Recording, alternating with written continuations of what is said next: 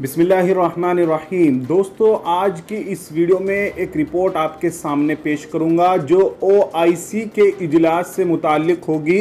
जो ओआईसी का इजलास 16 मई को सऊदी अरब की तरफ से बुलाया गया था। सऊदी अरब उसकी सरपरस्ती कर रहा था, लेकिन जितनी सरपरस्ती सऊदी अरब ने की उतना ही नाकाम वो इजलास रहा है।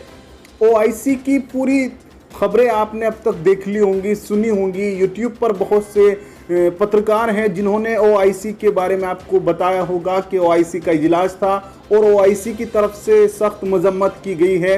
लेकिन आपको उन चुनिंदा मुल्कों के बारे में बताएंगे जैसे तुर्की हो गया, पाकिस्तान हो गया, ईरान हो गया, मलेशिया हो गया, सऊदी अरब हो गया, यूनाइटेड अरब इमारत हो गया, कि इन खास मुल्कों ने उस ओआईसी के इजलास में क्या कुछ कहा है, किस तरह की बातें की है, क्या फौज भेजने की और लड़ाई को शुरू करने की, इस्लामी मुल्कों की तरफ से इजराइल पर हमला करने की बात कही है या नहीं।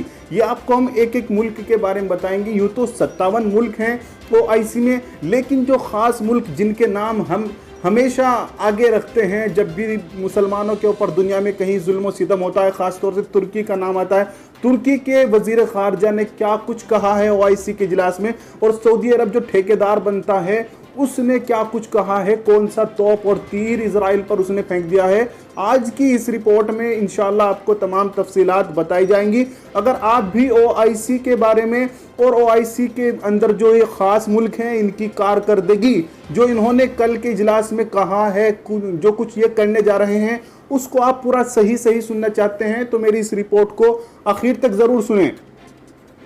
दोस्तों, आज की इस रिपोर्ट में उस खबर के हर एक पहलू पर गहरी बात की जाएगी जिसका इंतज़ार दुनिया के 57 मुस्लिम मुल्कों के मुसलमानों को ही नहीं बल्कि दुनिया के तमाम मुल्कों के ईसाई, यहूदी, हिंदुओं, सिखों को था। सब देख रहे थे कि ओआईसी आज कौन से तीर और तोप चलाता है इजराइल पर। लेकिन हर बार की तरह इस बार भी ओआईसी वालों का यह इजलास एक ढोंग और ड्रामा साबित हुआ।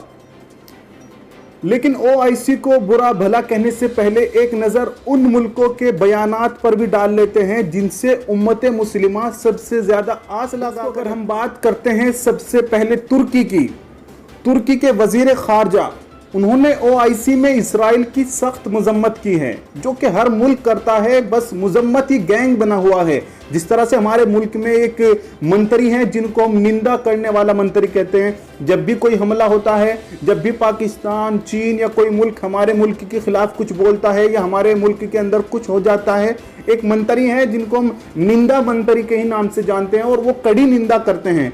इसी तरह निंदा को उर्दू ज़बान में, निंदा लफ्ज़ को उर्दू ज़बान में मजम्मत कहते हैं। तो हम इन 57 मुल्क जो हैं ओआईसी वाले और यूएन हो गया, अमेरिका हो गया, जो मजम्मत है ना, इसको उर्दू में कहते हैं ये मजम्मती गैंग है।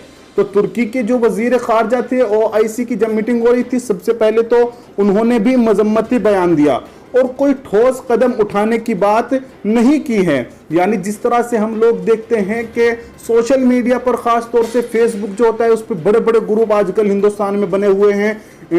मुसलमानों का बड़ा ग्रुप 100 लोगों को जोड़े, तबलीगी जमात का बड़ा ग्रुप, इस्लामी शहजादियाँ, लड़कियाँ, ऐसे 1.5-2 मिलियन मेंबर्स के ग्रुप फेसबुक पर बने हुए हैं। उन पर यह पोस्ट आती रहती है कि तुर्की ने अपनी फौज को इसराइल में उतार दिया, तुर्की जो है अब जो हाथ फिलिस्तीन की तरफ बढ़ रहे हैं उनको तोड़ देगा। तो वो जो लोग इस तरह की अफवाहें फैलाते हैं उनसे एक बात कहना चाहूँगा, आप इस बात की तो अफवाह एक बार को फैला भी सकते हो कि फिलिस्तीन में मदद नहीं पहुंच रही है, वहां मदद पहुंचाओ, ऐसी तो आप अफवाह फैला सकते हो ताकि उनकी मदद हो। लेकिन खुदा के लिए अपने नेट को खर्च करके अपनी उंगलियों को तकलीफ दे के ऐसी अफवाह बिल्कुल मत फैलाओ। और हर जगह ये जो आप तुर्की की फौज भेज देते हो ना कि यहाँ भी तुर्की की फौज पहुँच गई, वहाँ भी पहुँच गई, भाई कहीं नहीं पहुंचती। तुर्की के भी अपने कोई उसूल है। तुर्की भी जो दुनिया के अंदर मुल्क हैं उनकी तरफ उसूलों का पाबंद है। ख़ास तौर से 2023 तक उस पर भी कुछ पाबंदियां हैं, तो जिसकी वजह से तुर्की अपनी फौज एकदम से वहां इजराइल के खिलाफ नहीं उतार सकता। और सुनने में यह भी आया है कि इजराइल से जो है तुर्की हथियार खरीदता है। तुर्की अपने तमाम जो सिस्टम है, गोला बारूद है, वो इजराइल से लेता है। तो ये उसूल है कि जिस मुल्क से हथियार लिए जाते हैं, खरीदे जाते हैं, उस पर हमला नहीं किया जाता। ये एक ऐसी खबर आई थी, लेकिन ज़्यादातर तो खबरें ये मिलती है कि तुर्की को जो है रशिया यानी रूस सबसे ज़्यादा हथियार देता है। तो तुर्की की जो हर जगह फौज आप लोग फेसबुक पर भेजते रहते हो, इससे बाज आ जाओ। तुर्की की फौज कहीं नहीं गई है, अपने मुल्क में है। अब हम बात कर लेते हैं पाकिस्तान की। पाकिस्तान के वजीर खारजा महमूद कुरैशी, उन्होंने भी OIC के इस इजलास में वीडियो कॉन्फ्रेंसिंग के जरिए शिरकत की। मजम्मती बयान इन्होंने भी दिया, मजम्मती गैंग है, मजम्मती बयान दिया और कड़ी निंदा की। निंदा करने वाले मंत्री जो है उनकी तरह महमूद कुरैशी पाकिस्तान ने भी कड़ी निंदा की। अगर पाकिस्तान के बारे में हम बात की जाए तो ये कहना गलत नहीं होगा कि ये मुल्क तो बना ही है ज़कात फित्र लेने के लिए दूसरे मुल्कों से। हमेशा कभी इसकी तुर्की मदद करेगा, कभी सऊदी अरेबिया मदद करेगा, कभी इसको मलेशिया भेजेगा, कभी कोई इमदाद भेजेगा। अब जब निकालने का टाइम आया है तो कुछ तो निकालो अपने फिलिस्तीनी मुसलमानों के लिए। कश्मीर के ऊपर हमेशा से ये लोग 70 सालों से सियासत करते हुए आ रहे हैं कि हमारे कश्मीर भाइयों की जो बुरी हालत है वो सिर्फ इसी वजह से कि पाकिस्तान की गवर्नमेंट भी सियासत करती है और हिंदुस्तानी गवर्नमेंट भी 70 सालों से सियासत करती आ रही है और बीच में हमारे कश्मीरी भाई फंसे हुए हैं और जुल्म का शिकार हो रहे हैं। तो पाकिस्तान ने भी मजम्मत के अलावा कुछ नहीं कहा। और महमूद कुरैशी के बारे में यह भी खबर आ रही है, जो वजीर खारजा पाकिस्तान के, कि OIC के इजलास में उन्होंने 2 नेशन का भी कहा है कि 2 नेशन बनना चाहिए। यानी इजराइल जो मुल्क बना था जिस वक्त, फिर UN ने बांटा था कि 50 या जितना भी 60% इजराइल के पास रहेगा पैलेस्टाइन का हिस्सा, और 48% जो है या 40% जो है या 50% फिलिस्तीन के पास रहेगा। अब उसी पर आ जाए, इजराइल भी रहे और फिलिस्तीन भी रहे।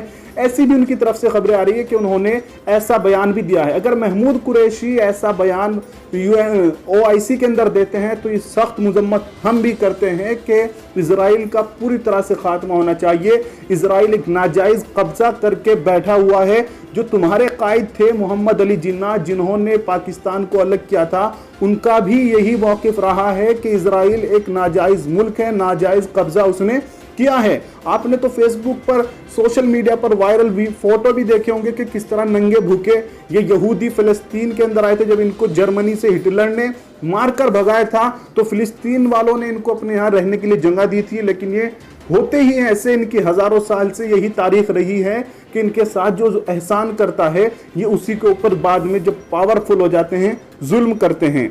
अगर बात कर लें सऊदी अरबिया की, सऊदी अरबिया ने तो ये इजलास बुलाया था और OIC की मीटिंग करने का, उसने ही जो है हंगामी इजलास एकदम से तलब किया था। तो ये उम्मीद की जा रही थी कि सऊदी अरब कोई बड़ा फैसला लेने वाला है।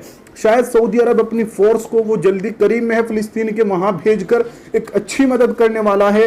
सऊदी अरब के जो मंत्री थे उन्होंने भी एक मजम्मती बयान दिया और उन्होंने भरोसा जताया UN पर।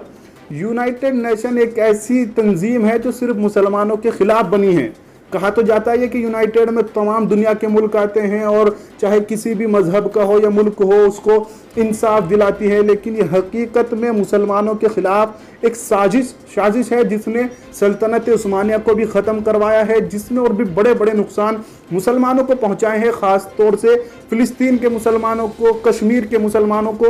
तो सऊदी अरब के जो मंत्री हैं उन्होंने UN पर जो भरोसा किया है वो बिल्कुल गलत है और मजम्मती बयान जारी करके सिर्फ बात को ख़त्म कर देना, सऊदी अरब का ये इजलास बुलाना बिल्कुल बेकार साबित हो गया। UAE वाले, यूनाइटेड अरब इमारत, जिन्होंने अभी हाल ही में इजराइल की दोस्ती की थी और साथ में बहरीन भी। अभी हम UAE के बारे में बात करते हैं। UAE की एक लेडीज मंत्री थी जिन्होंने OIC की इस मीटिंग में शिरकत की। उन्होंने तो सीधे सीधे हमास, जो थोड़ा बहुत फिलिस्तीन की तरफ से मुकाबला कर रहा है, फिलिस्तीन वालों की जो मदद कर रहा है, उसको धमकी दे डाली कि अगर हमास हमले नहीं रोकता है तो उसके खिलाफ सख्त एक्शन लिया जा सकता है, या कोई जो मदद UAE से हमास को पहुंचती होगी वो रोक दी जाएगी। तो UAE वाले तो बिल्कुल कठपुतली हैं, गुलाम है। खुले तौर पर उन्होंने गुलामी अभी पूरी दुनिया के सामने कबूल कर ली थी इजराइल की, तो इनसे तो उम्मीद करना ही बेकार है। मलेशिया की अगर हम बात करते हैं तो मलेशिया इन सब में कहीं ना कहीं बाजी ले गया है, तुर्की से भी आगे पहुंच गया है। ईरान, पाकिस्तान सबको पीछे छोड़कर मलेशिया के जो मंत्री OIC की मीटिंग में शिरकत की, उन्होंने साफ कहा है कि अब ये वक्त है कि फौज को उतार देना चाहिए इजराइल के अंदर, फिलिस्तीन के मुसलमानों की हिमायत में, और इजराइल के खिलाफ मुस्लिम मुल्कों को अपनी फौजों को उतार देना चाहिए। लेकिन सिर्फ एक मुल्क अगर ऐसी बात करता है तो उसको शायद ज़्यादा सपोर्ट नहीं मिलने वाला। ओआईसी में मलेशिया की इस बात को तुर्की को, पाकिस्तान को और तमाम मुल्कों को समर्थन करना चाहिए था, लेकिन उन सभी ने तो मजम्मती बयान जारी करके अपना फर्ज किफाया अदा कर दिया। मलेशिया इन सब में बाजी ले गया। अगर मलेशिया को आप देखते हैं, मलेशिया दुनिया का एक पावरफुल मुल्क है, लेकिन सिर्फ मईशियत के एतबार से, इकोनॉमी के एतबार से, पावर जो होती है असलह के एतबार से वो इतना ताकतवर नहीं है। और अगर आप कल्चर देखें मलेशिया का, तो मलेशिया के अंदर अगर आप जाकर देखेंगे वहाँ आपको इस्लामी माहौल इतना नहीं मिलेगा जितना आपको पाकिस्तान में मिलता है, इंडिया में मिलता है, तुर्की में मिलता है, कि मस्जिदें हैं और दाढ़ी टोपी वाले आदमी हैं, मदारिस हैं, तालिब इल्म हैं। इतना आपको मलेशिया के अंदर माहौल नहीं मिलेगा। लेकिन ज़रूरी नहीं है कि जहां इस्लामी माहौल हो वही इस्लाम की हिमायत की बात करे। माहौल नहीं है लेकिन है मुसलमान, और मुसलमानों के अपने फ़िलिस्तीनी भाइयों के लिए एक बड़ी उन्होंने अच्छी बात कही है कि अब फौजों को उतार देना चाहिए इजराइल के खिलाफ। इसका समर्थन पाकिस्तान को और तुर्की को, इन सभी को करना चाहिए था, लेकिन ऐसा नहीं किया गया। और जितने बाकी मुल्क थे उनका तो कुछ कहना ही नहीं है, वो तो गिनती में नहीं आते हैं। तो ओआईसी जिस तरह से यूएन बना है, यूनाइटेड नेशन, वो भी जिस तरह से मुस्लिमों के बिल्कुल खिलाफ अगेंस्ट जाता है, इसी तरह से ये ओआईसी किसी काम का नहीं है। तो ये थी इस इजलास की जो कल 16 मई को सऊदी अरेबिया ने बुलाया था। इसकी कुछ मुख्तसर सी कारगुजारी कुछ मुल्कों के एतबार से जो मैंने आपके सामने रखी है। उम्मीद करता हूँ कि आपको ये रिपोर्ट पसंद आई होगी। अगर ये पसंद आई है तो वीडियो को लाइक करें, शेयर करें, कमेंट में ज़रूर बताएं।